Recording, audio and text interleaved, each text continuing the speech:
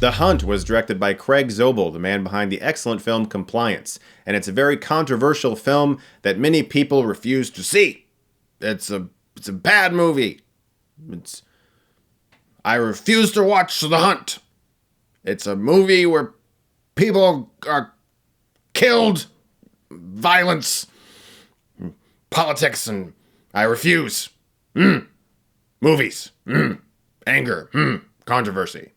This film was supposed to come out last year until it was pushed back almost indefinitely until it was announced that it would be coming out this March. It's about a group of people who wake up in the middle of the woods, they don't know where they are, they have gags on their mouth, and they're being hunted by an unseen force. Let me just explain something really quick about myself for a second. I used to review trailers.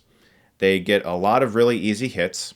You don't have to go out. You can just watch a 2-minute trailer and make a 3-minute video about it, and sometimes get even more views than if you actually reviewed the movie. I used to do that a lot back in the day, but I stopped doing it, and I'll explain why. I found myself feeling increasingly uncomfortable with having such an opinion about a movie that I hadn't seen. I didn't like doing that. It made me feel kind of gross.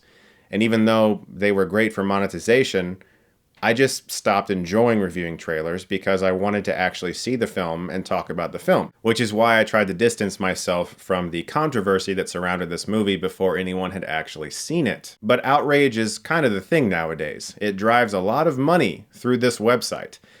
I'm not a big fan of it. I try to stray away from that. I mean, I just watched Verotica. I can deal with anything. But let's be really clear, this movie is a satire. And in the case of satire, it's not as clear when there is a joke for some audience members. And so some people take satires very seriously and they don't really understand that it's actually just kind of poking fun at something, which this movie is. For instance, there's a scene in the film where they meet a character who has a box in his car filled with cash, and there's an actual label on the box that says bribe money. Now that's a little bit Leslie Nielsen, David Zucker-esque. That's not quite as subtle as a lot of the humor in this movie. But there are aspects of this movie that let you know that they're just kind of joking around. And it's the movie's tongue-in-cheek humor combined with really well-filmed action sequences and one of the most likable performances I've seen in a long time from Betty Gilpin that made this movie really entertaining for me. I think you can watch this movie as an action comedy and be very entertained by it. It's consistently investing. There's always forward momentum. The movie is rarely slow. It never drags. Something is always happening. You're always invested in the action of the moment. The first act is really surprising. You're constantly introduced to a series of characters and you're never entirely sure which one is your lead. And they throw a lot of twist in that first act that I didn't expect at all until you start to understand who you're really following here. And that's where the movie really picks up. Because as I said, Betty Gilpin, she delivers like a star-making performance in this movie. Think Samara Weaving in Ready or Not. Like that level of intensity. She's also very funny in the movie as this badass from Mississippi that finds herself in the middle of this war.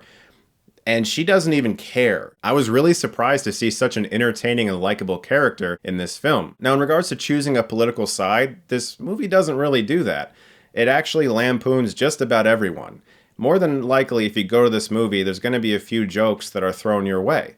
But you're also going to be laughing because there's jokes thrown everyone else's way too. And so in that way, I can see this movie really dividing audiences. In fact, it's no surprise to me that currently the Rotten Tomatoes score is this. Basically split. This movie will definitely divide audiences, but I think it's going to come down to whether or not you can just be entertained by a political satire anymore in 2020. Back in the day, there were tons of films like this, and oftentimes they were aimed at one specific thing, and you could kind of latch onto what that was. I mean, even most recently, one of the best movies of the last decade was Parasite, which is more of a social satire. But in that case, that movie is about rich versus poor, which is an argument that almost universally everybody can understand. And it's not really that complex of an argument. You're instantly sort of on the underdog side. You're not so much on the rich side, and you can understand why it's presenting how those issues are difficult for people dealing with that sort of class struggle. In the case of a movie like this, though, this isn't just rich versus poor. This is an entire political spectrum, and the way we react to things online nowadays, especially through social media, that's being lampooned.